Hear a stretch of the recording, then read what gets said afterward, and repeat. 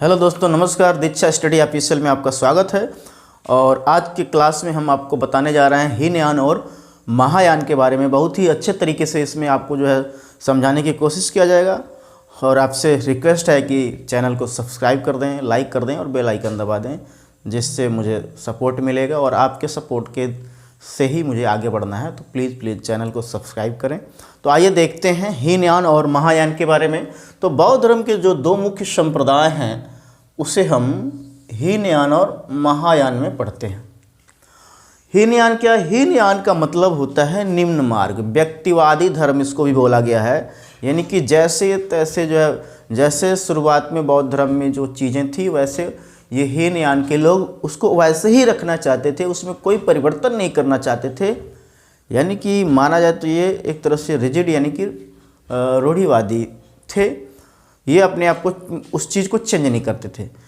बुद्ध को हीनयान में एक महापुरुष माना गया है और माना गया है कि यह हर इंसान बौद्ध के आचरण को अपना के वह अहर्त पद को प्राप्त कर सकता है। इन्हें अस्थाविरवादी या थेरवादी भी बोला जाता है। हीनयान को क्या बोला जाता है? अस्थाविरवादी या थेरवादी। थेरवाद और हीनयान ये दोनों एक ही चीज़ हैं। तो ये इसका इंडिया में देखें तो फेमस जो रूलर थे, जो शासक थे इंडिया में, वो अशोक थे।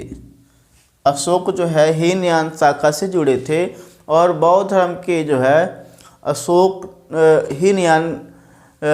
हीनयान विचारधारा से जुड़े हुए थे। यानी कि यह हीनयान का सबसे फेमस शासक था इंडिया में, वो था अशोक।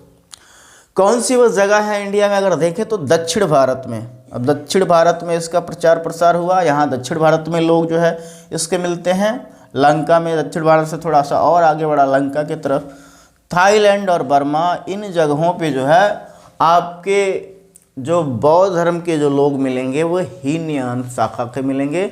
यानी कि ये निम्न मार्गी या इसको बोल सकते हैं व्यक्तिवादी धर्म के लोग थे। हीनयान के लोग मांस खाना वर्जित मानते हैं। यानी कि हीनयान में जो भी हीनयानी बुद्धिस्ट होगा वो मांस को अवॉइड करेगा, यानी कि मांसाहारी को अवॉइड करेगा। यानी कि यह नॉनवेज को नहीं खाते हैं। तो ये आपके हैं हीनयानी। दूसरा अगर हम बात करें कब, ये सबसे बड़ी बात है कि चतुर्थ बौद्ध संगीति हुआ था इंडिया में, ठीक है, कनिष्क के समय में। किसके समय में हुआ था? कनिष्क के समय में हुआ था, कश्मीर के कुंडलवन ग्राम में। कहाँ पे हुआ था? कश्मीर के आपके कुंडलवन ग्राम में। और उस समय इसके अध्यक्ष बनाए गए थे वसुमित्र। वसुमित्र ये इस संगीति के अध्यक्ष बनाए गए थे और अश्वघोष उपाध्यक्ष बनाए गए थे। अश्वघोष ने बुद्ध चरित्र की रचना किया है। अश्वघोष ने बुद्ध चरित्र की रचना किया है। जैसे रामचरितमानस है वैसे बौद्धों में बुद्ध चरित्र का जिक्र आता है और इसको अश्वघोष ने इसको लिखा था।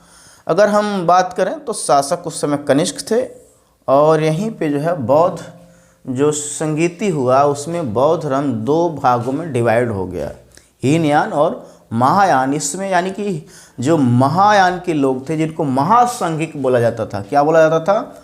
महासंघिक।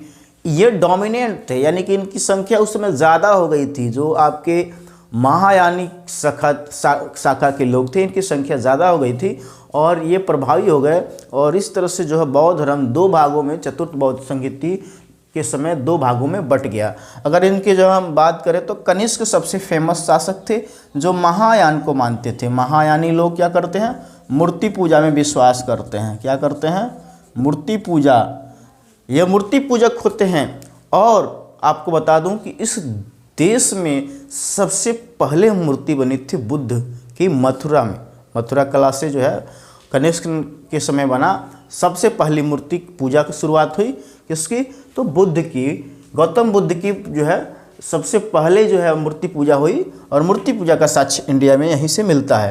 अगर हम बात करें तो यह उत्तर भारत में है, अपने यहाँ चीन में, आपके तिब्बत, जापान, कोरिया, यहाँ के लोग बुद्ध के महायान रूप को, बुद्ध को महायान में देवता ईश्वर माना गया है और बोला गया है कि उनकी पूजा करके अन्य लोग भी जो है क्या हो सकते हैं, महापरिनिर्वाण को प्राप्त कर सकते हैं, ऐसा बताया गया है आपके जो है महायान में। जबकि हीनयान में ऐसा नहीं है।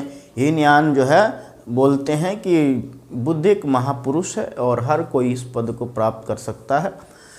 अगर बात करें तो ये 4 धाम में विश्वास रखते हैं। 4 धाम, जैसे हिंदुओं में 4 धाम है वैसे बौद्धों में भी 4 धाम है, और इसलिए महायान शाखा के लोग जो है 4 धाम को प्रेफर करते हैं। कौन कौन सी जगह है, तो बुद्ध की जन्मस्थली जिसको लुम्बिनी, बुद्ध का ज्ञान, बुद्ध को जहाँ ज्ञान मिला बोध गया, और बुद्ध ने जहाँ प्रथम उपदेश दिया सारनाथ, और बुद्ध को जहाँ महापरिनिर्वाण मिला है वह जगह कुशीनगर। ये 4 जगह जो है आपके महायान के लोगों के लिए एक पवित्र स्थल के रूप में माना जाता है, और यहाँ पे ये लोग जो है पवित्र भावना के साथ आते हैं। तो ये 4 धामों का भी जो है इनमें जो है चलन है महायान के लोगों का। अगर चाहे तो आप स्क्रीनशॉट ले लीजिए।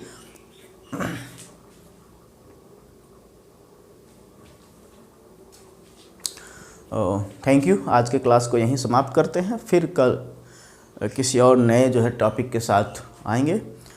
तब तक के लिए धन्यवाद।